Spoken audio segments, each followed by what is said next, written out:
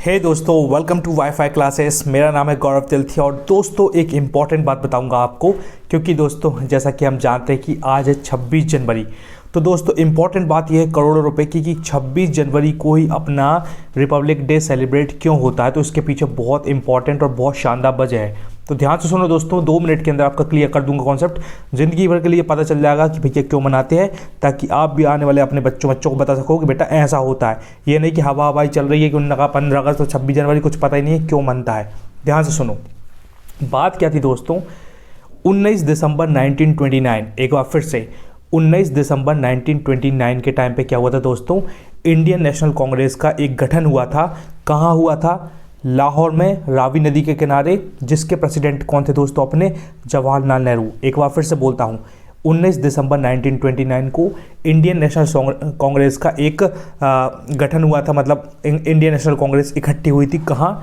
लाहौर में, जो कि अब पाकिस्तान में है। उधर रावी नदी बह रही थी। क्वेश्चन आता है ये करोड़ों रुपए का यूपीएससी में। तो रावी नदी के किनारे जवाहरलाल नेहरू और खूब सारे लोग इकट्ठे हुए और वहाँ दोस्तों डिसाइड हुआ कि भैया हम अपनी पूरी आज़ादी लेंगे। उस दिन दोस्तों पूर्ण स्वराज नाम का जो टाइटल चल गया और पूर्ण स्वराज की घोषणा हो गई। भैया अपने जवाहरलाल नेहरू ने पूर्ण स्वराज की घोषणा कर दी कि भाई साहब अब हमें पूरी आज़ादी चाहिए। ये ऐसा क्यों बोला उन्होंने?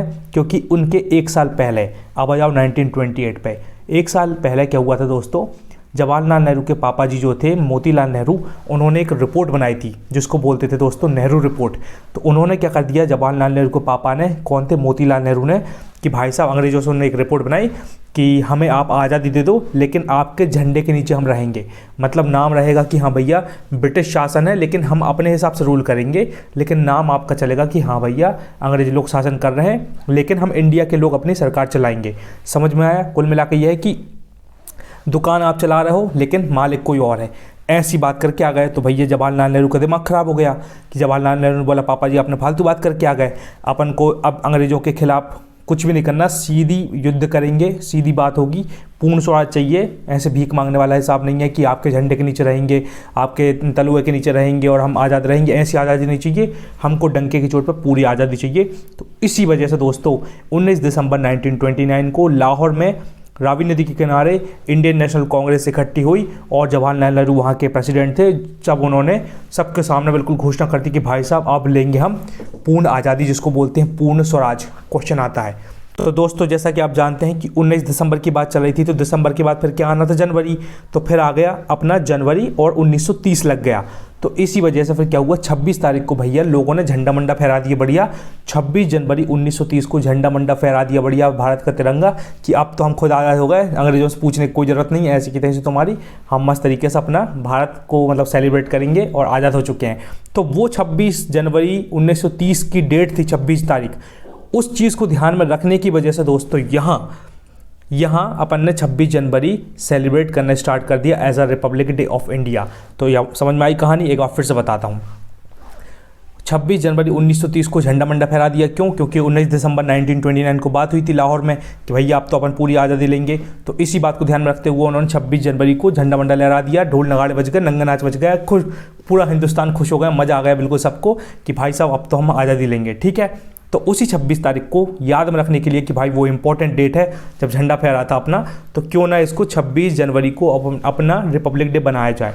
तो उसको अपन ने गणतंत्रता दिवस, जिसको बोलते हैं हिंदी में, रिपब्लिक डे स्टार्ट कर दिया।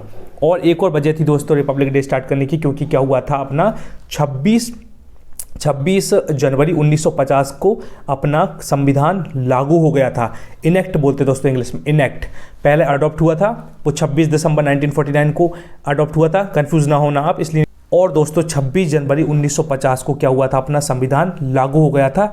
इस डेट को भी फिर 26 ध्यान रखने के लिए उन्होंने 26 तारीख को रिपब्लिक डे बना दिया। तो यही पूरी कहानी थी दोस्तों। तो आई होप आपको मैं समझाने में बिल्कुल सक्षम रहा होऊंगा। मैंने बड़े स्लोली आपको बताया था कि आप समझ पाएँ।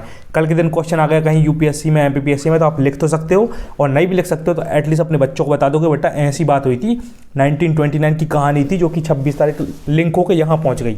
तो कम से कम उनको ध्यान रहेगा तो पता चलेगा कि भैया देश विदेश में हो क्या रहा है। ये नहीं कि आंखों बंद कर कुछ भी बोल रहे हैं। लोगों से बोल दिया जलियांवाला बाग हत्याकांड कब हुआ था, बस अमृतसर में भैया गोलियां चल गई थी, पता नहीं चला कि गोलियां क्यों चली थी, किस वजह से चली थी, क्यों चली थी, उसके बाद क्या हुआ था। लोगों को पता होना चाहिए जैसे आप अपने दादा परदादा के नाम जानते हो, मेरे दादाजी का नाम ये है, मेरे पापा का नाम ये है, मम्मी का नाम ये है, नानी का नाम ये है, नाना का नाम ये है, वो भी आपके पूर्वज हैं। ऐसे अपना भारत देश भी बहुत इंपॉर्टेंट है, वो भी अपने दादाजी के जैसा ही है। उसके बारे में पता होना चाहिए कि भैया भारत देश में इंपॉर्टेंट चीज़ें क्या हुई है ना। ये इसलिए नहीं कि एग्जाम में आएगा, इसलिए कि कल के दिन आप अपने बच्चों को बता सको मूर्ख विद्यार्थी कहलाओ ना, वरना वो पूछे पापा पापा ऐसा, तो पापा के तोते ही उड़ गए। तो ऐसा नहीं होना चाहिए। जब आप अपने बच्चों को सिखाओगे, बताओगे, तब जाकर वो चैंपियन बनेंगे, योद्धा बनेंगे।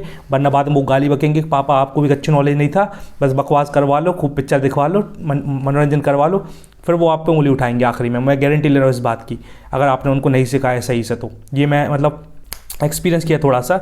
अभी मेरी शादी तो नहीं हुई, लेकिन मैंने एक्सपीरियंस किया है कि क्या कंडीशन होती है। इसलिए भाई चैंपियन बनो, नॉलेज इकट्ठा करो और अपने आने वाले सल्तनत को बताओ, तब वो चैंपियन बनेंगे, तब करोड़ों में खेलेंगे। तो thank you so much guys, until we meet again, Gaurav Tilthiya signing off, love you all, bye।